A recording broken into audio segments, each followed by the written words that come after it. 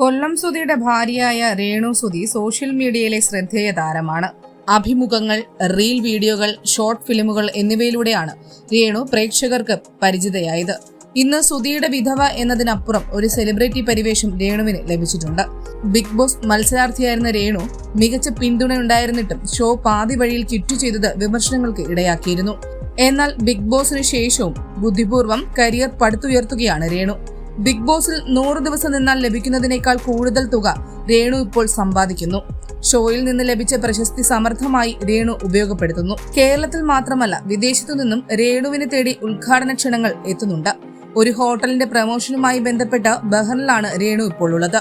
ബഹ്റിനിൽ നിന്നുള്ള ചിത്രങ്ങളും വീഡിയോകളും റീൽസും ഒക്കെ രേണു സമൂഹ മാധ്യമങ്ങളിൽ ഷെയർ ചെയ്തിട്ടുണ്ട്. അടിമുടി ഗംഭീര മേക്ക് ഓവറാണ് രേണു നടത്തിയിരിക്കുന്നത്. മേക്ക് ഓവറിനായി താൻ നടത്തിയ ബ്യൂട്ടി ട്രീറ്റ്മെന്റുകളെ കുറിച്ച് രേണു തന്നെ തുറന്നു പറഞ്ഞിട്ടുണ്ട്. ഹെയർ എക്സ്റ്റൻഷൻ വെച്ചതും ഗ്ലൂട്ടാതയോൺ ട്രീറ്റ്മെന്റ് എടുത്തതുമെല്ലാം രേണു തുറന്നു പറഞ്ഞിരുന്നു. ബഹ്റിനിൽ നിന്നും തിരിച്ചെത്തിയിട്ട് ഡെന്റൽ ട്രീറ്റ്മെന്റിന് പോകാനിരിക്കുകയാണെന്നും രേണു വ്യക്തമാക്കിയിരുന്നു. നെഗറ്റീവ് അഭിപ്രായങ്ങളെ പോലും പ്രശസ്തിയിലേക്ക് വഴിതിരിച്ചുവിട്ട രേണുവിന് ഇത് രാജയോഗമാണെന്നാണ് സോഷ്യൽ മീഡിയയുടെ പൊതുവെയുള്ള വിലയിരുത്തൽ. ബിഗ് ബോസിൽ നിന്നും പുറത്തു വന്ന ശേഷം തിരക്കുകളിൽ നിന്ന് തിരക്കുകളിലേക്ക് പോവുകയാണ് രേണു.